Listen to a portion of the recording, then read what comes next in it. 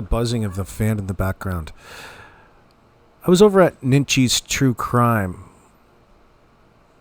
watching the video, one Facebook post, and Janie's story has begun to unravel.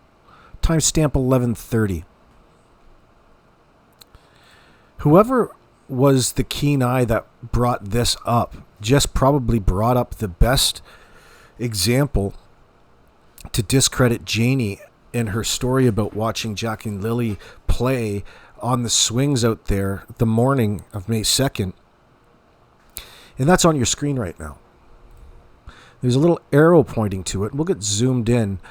But at this point, we can all agree that Janie's came forward and said that she heard and heard the kids outside playing. She was an alibi at that point in time. The kids were outside playing on the swings, and she can hear everything from inside there, she claims.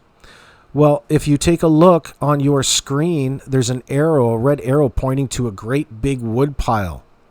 This was a drone shot from the day the kids went missing. Now, how are the kids going to be playing on the swings when the swings are right above a huge, looks like 2 cords of probably chopped hardwood for their stoves? Let's zoom in on this a little bit. Janie, what's going on? See that big pile right there? It's a little blurry, I know, but you can see that great big pile of wood that's ready to be stacked inside the woodshed. Yep. And there's another great big pile of lengths of, I'm not sure what they are, if they're 1x6, what they are. They're against the other fence over there. Doesn't matter. At this point in time, there's no way that the kids were there playing in the morning, Janie, considering there's a great big pile of scattered wood. In fact, you don't want kids playing anywhere around the wood. It's dangerous. Now here we are over at the clip of Janie McKenzie telling CBC News Nova Scotia and the lovely reporter here, who was very agreeable, the story, the run through. Now let's not forget, I put this little picture here just to remind you of what was there the day of the kids were reported missing and there on in. Like, they did a lot of cleaning up since then, including that big wood pile down there. Janie, honey, your story's complete BS, baby. And you are really implicating yourself in a crime. That's the conspiracy to cover up the unaliving of 2 innocent children aged 4 and 6 named Jack and Lily Sullivan from Garlock Road in Pictou County, Nova Scotia. Let's listen. 7 o'clock. I get up, come over here, fed my chickens.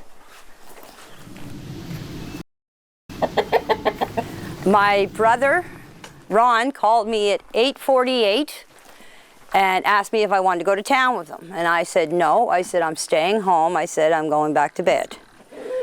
Okay, I went and I laid down. By the way, this 8:48 claim is completely false. She's off by an hour, I believe. Next thing you know, my dog started barking and the kids were out in the yard. Now you can see there's 2 swings where the kids play. My bedroom is right there. I heard the kids. This is where the kids' swings are. This is where they always played. And so that's where I heard them. And I can hear everything in that trailer. If 2 kids get out of a fence and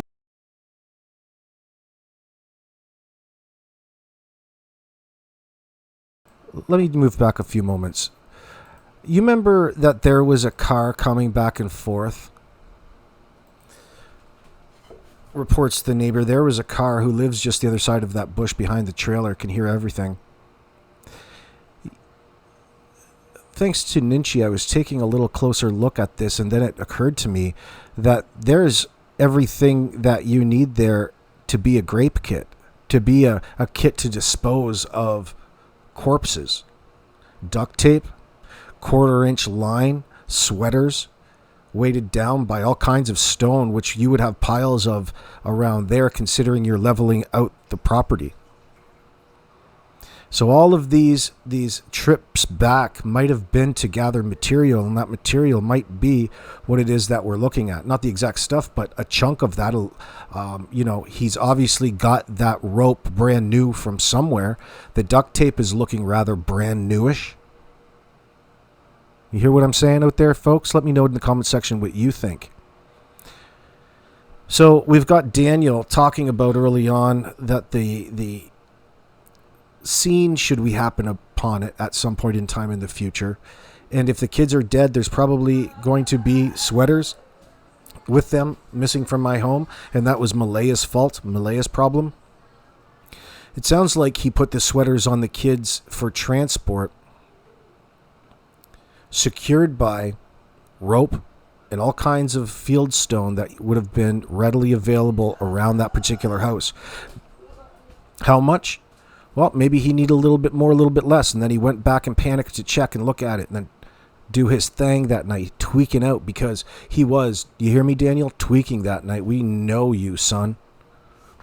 All of this that's on your screen, aside from the boards, the little hardwood boards that they burned, it was a piece of cut, looks like it was cut from a skid.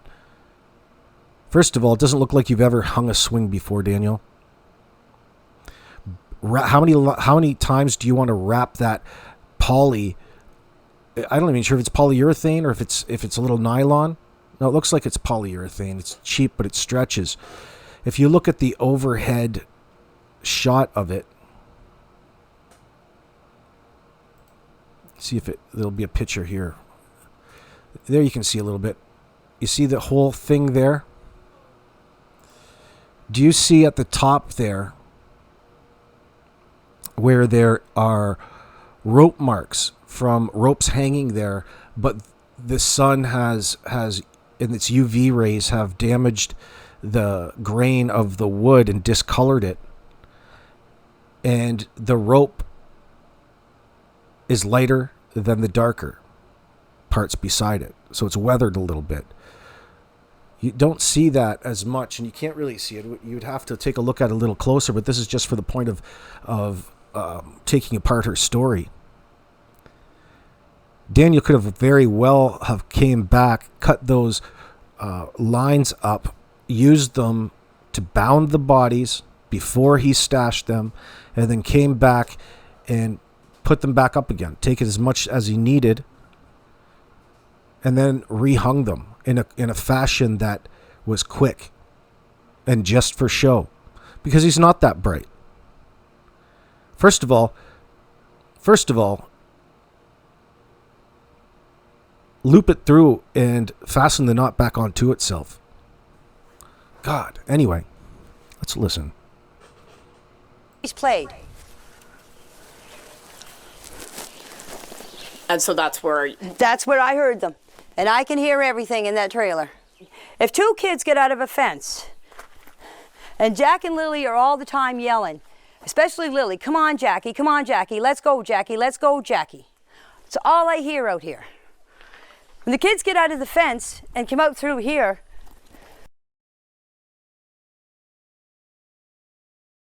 you know, she still hasn't made her point.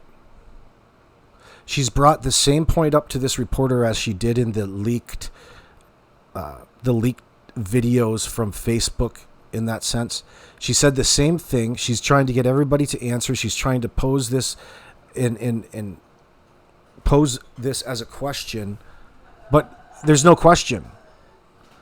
She's trying to get you to relate your own way of thinking into hers. Well, if she like it's some sort of indicator of the kids actually volunteering to leave the premises, thereby putting the blame back onto the poor victim here. This is the second time that she's tried to pull this stupid little form of obfuscation, and it's disgusting. It's a sensitivity point, and I would have to think that Janie You've got all kinds of answers for why that wood pile got moved so quickly before you called the CBC over there. Honey. Disgusting. Disgusting. The fact that you're covering up the unaliving of these two innocent children in this sense just to get this psychopath son of yours off and yourself, you're in way deeper than you would like to be at this point in time, Janie. You're going straight for the hooskow, honey. I would have heard them yelling, "Come on, Jackie, let's go, Jackie, let's go." I didn't hear anything. The next thing I heard is I heard Daniel yelling.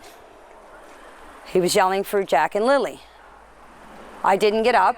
The next thing. Because I thought he was yelling for Jack and Lily in the house. So. Seems to me that she's just trying to recall a rehearsed story, my friends. Let me know what it is that you think down in the basement. That's what I'm now calling my comment section, the basement. Anyway, there's a big wood pile there. This is a drone picture of the day, Janie. There was no kids playing near that wood pile. How would they swing? What were they doing? Janie, you're lying.